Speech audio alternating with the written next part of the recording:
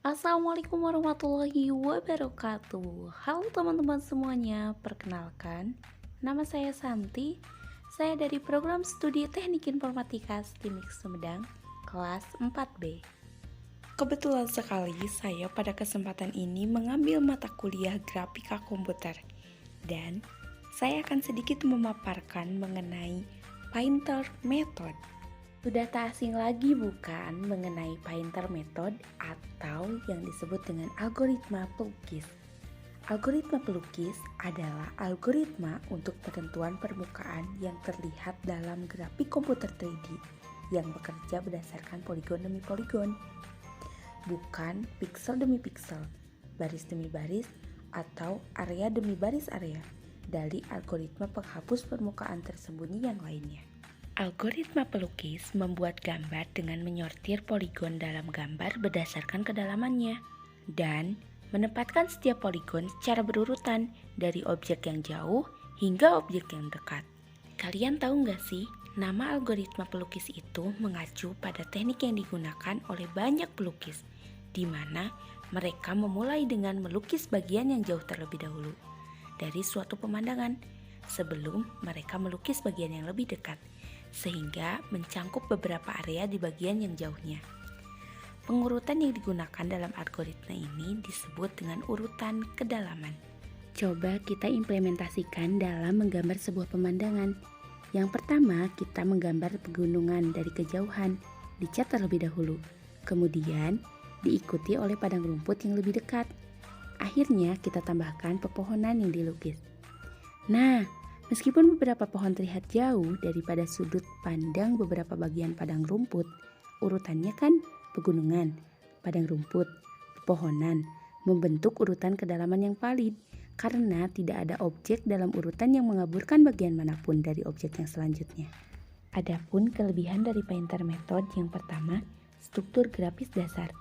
Algoritma pelukis tidak serumit struktur algoritma penyortiran kedalaman lainnya. Satu cara paling sederhana untuk menentukan urutan produksi grafis. Yang kedua, efisiensi memori. Algoritma pelukis memprioritaskan pengguna memori yang efisien, tetapi dengan mengorbankan kekuatan pemrosesan yang lebih tinggi, karena semua bagian dari semua gambar itu harus ada. Adapun kegagalan yang biasa terjadi pada Painter Method ini yang pertama yaitu tumpang tindih siklis. Poligon saling tumpang tindih sedemikian rupa, sehingga tidak mungkin untuk menentukan poligon mana yang berada di atas dan yang lainnya ada di bawah, seperti yang ada pada gambar di samping. Nah, yang kedua yaitu poligon penusuk. Kasus poligon penusuk muncul ketika satu poligon berpotongan dengan poligon yang lainnya. Hampir mirip sih dengan yang tadi tumpang tindih siklis. Namun, masalah ini dapat diselesaikan dengan memotong poligon yang melanggar. Yang ketiga, yaitu efisiensi.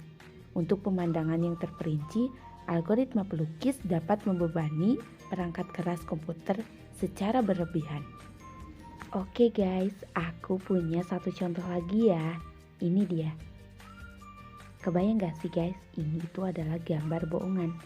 Tapi, kita coba buat yuk. Dibuat 3D model sesuai dengan desainnya. Masukkan modelnya. Selanjutnya, kasih material-material gitu. Nih guys, bisa dilihat kan? Selanjutnya, kasih furnitur. Kayak percikan-percikan pernak-pernik. Yang keempat, kasih detail. Kayak detail yang lebih jelas kayak lampu. Nah, tingkatkan image quality. Selanjutnya, pembayangan colornya ditambah lagi ya. Selanjutnya, kita masukkan ke aplikasi edit. Editlah dikit-dikit kayak background, tingkat kecerahan, dan yang lain-lainnya. Percaya nggak sih? Ini kayak serius banget, kayak nyata banget gambarnya. Percaya kan? Itulah tujuan dari pembelajaran Painter Method, menjadikan gambar terlihat lebih hidup. Mungkin sekian yang dapat saya sampaikan. Mohon maaf apabila terjadi kesalahan, baik dalam penulisan maupun dari tutur kata. Tidak ada ilmu yang tidak berguna. You think big, you get big. Semoga bermanfaat semuanya. Terima kasih. Wassalamualaikum warahmatullahi wabarakatuh.